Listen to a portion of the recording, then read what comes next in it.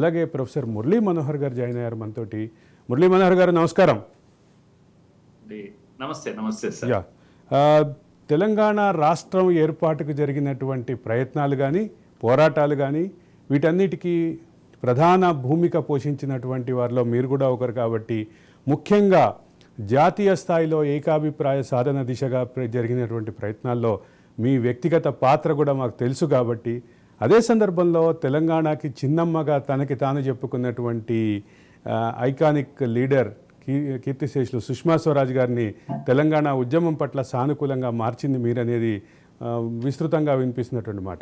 ఈ అన్ని నేపథ్యంలో, వీటన్నిటి నేపథ్యంలో అసలు తెలంగాణ ఉద్యమ ఆకాంక్షలు ఏముండినాయి, ఆకాంక్షలు నెరవేరినయ్యా, తెలంగాణ సంస్కృతి సారస్వతం నిజంగానే గుర్తింపు వచ్చిందా అని ఏమంటారు మురళీ మనోహర్ గారు?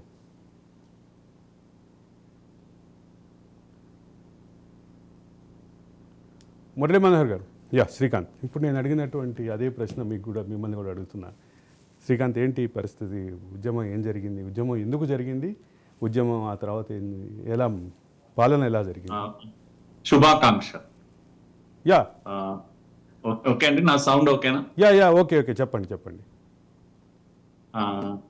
అయితే మీరు అన్నట్టుగా ఈ ఆకాంక్షలు ట్యాగ్ లైన్ మనందరికీ నీళ్లు నిధులు నియామకాలు అని ఒక ట్యాగ్ లైన్ మాత్రమే కానీ ఓకే చాలా గంపెడన్ని ఆశలతో ముఖ్యంగా యువత చాలా పెద్ద ఎత్తున ఈ ఉద్యమంలో పాల్గొన్నది. ప్రాణాలు ఇచ్చింది కూడా యువతని. అంటే ప్రాణం పెట్టి పోరాడింది కనుక మనం వాళ్ళకి ఎట్లా నివాళులు అర్పించాలి అని అర్థం కాని విషయం.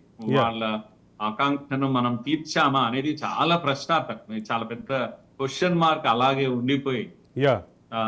తీర్చాము, పూర్తి అయింది అని కొంత వాదన జరిగిన దశాబ్ద కాలంలో ఒక అసంతృప్తి మాత్రం గట్టిగా అందరిలో ఉంది అనేది మాత్రం నేను చెప్పగలనండి. రాజకీయాలు కాస్త పక్కకు పెడితే తెలంగాణ ప్రజల ఆకాంక్షలు నెరవేరాయా, సంతృప్తిగా ఉన్నారా అని అంటే ఆ విషయంలో తప్పకుండా డౌటే ఉంది. నాకు కూడా ఆ డౌట్ ఉంది. ముఖ్యంగా నేను విద్యారంగం నుంచి వచ్చాను కనుక ఒక లెక్చరర్ గా, టీచర్ గా మనోభావాలు, విద్యార్థి లోకం యొక్క మనోభావాలు మాత్రం చాలా చాలా గాయపడ్డాయి. వాళ్ళు అనుకున్నది నెరవేరలేదు అనేటువంటి అసంతృప్తి మిగిలిపోయింది. విద్యారంగం మాత్రం మరింత భ్రష్టు పట్టింది. నేను సింపుల్ గా చెప్పాలంటే ఇప్పటికి కూడా అక్షరాస్యతలో లోయెస్ట్ స్టేట్ గా మిగిలి ఉన్నాం. 10 years of Telangana, free Telangana తర్వాత ఇప్పటికీ మనం చెప్పుకోవడానికి ఏమీ లేదు. అక్షరాస్యతలో నువ్వు కూడా పెంచుకోలేకపోయినాం 10 years లో. ఇలాంటి ఒక అసంతృప్తి, రెండే మాటల్లో చెప్పాలంటే ఒక అసంతృప్తి మిగిలిపోయింది. ఉద్యోగాలు దొరకలేదు అనేటువంటి అసంతృప్తి మిగిలిపోయింది. ఇలాంటివన్నీ కూడా మన చదువులు వర్ధిల్లుతాయి. ఉస్మానియా ఆక్స్ఫర్డ్ అవుతుంది, కాకతీయ కేంబ్రిడ్జ్ అవుతుంది. ఇలాంటివి అన్ని కూడా అప్పట్లో కళలు అవన్నీ విన్నాము, మాటలు గారడి ఇవన్నీ కూడా.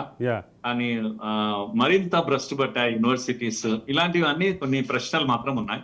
సంతృప్తి ఏంటంటే ఫ్రీ తెలంగాణ, సొంతంగా మనల్ని మనం పరిపాలించుకుంటున్నాం. కాస్తంత ఆత్మాభిమానం మాత్రము తప్పకుండా కాపాడబడ్డది. ఆత్మ గౌరవం అయితే ఆ విషయంలో లభించింది.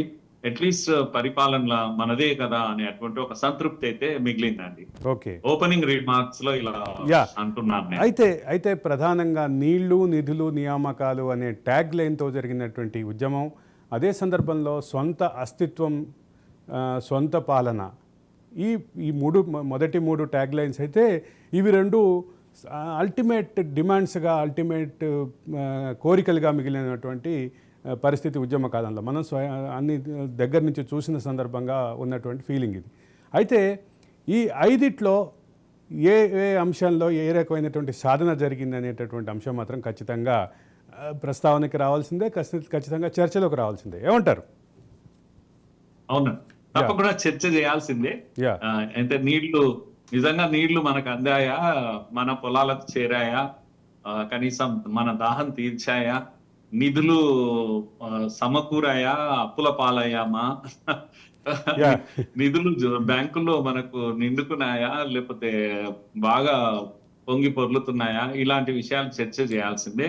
కనుక చర్చ ఏది అవసరం లేనిది ఒక నియామకాల విషయంలోనే చర్చ అవసరం లేదు, అనుమానాలు లేవు. ఏంటంటే Yeah, yeah. ఉద్యోగాలు రాలేదు అనేది చాలా స్పష్టంగా చెప్పొచ్చు. యా, అయితే ఇక మళ్ళీ మిగతా నాలుగిటి గురించి ఏమంటారు?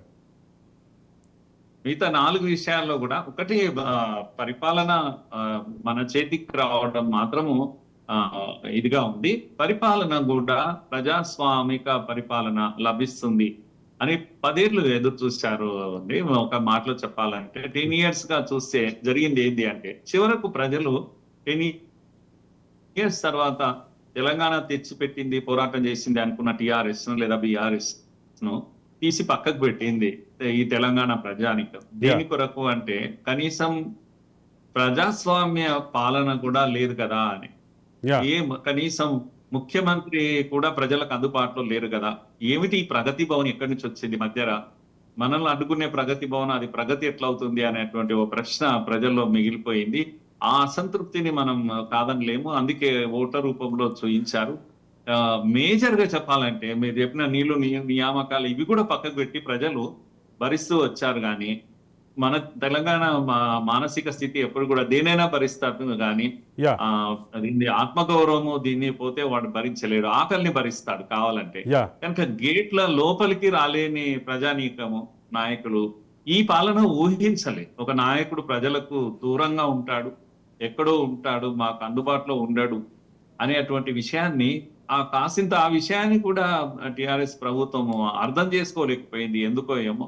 ఈవెన్ కుటుంబ పాలనను కూడా యాక్సెప్ట్ చేశారు, కానీ ప్రజల మధ్యలో ఉండలేదే ముఖ్యమంత్రి అనేటువంటి దాన్ని మాత్రం యా. ఇక ప్రజాస్వామికమైనటువంటి ప్రభుత్వ విధానం. ప్రధానమైనటువంటి నీళ్లు నిధులకు సంబంధించి చర్చలకు మళ్ళీ వద్దాం.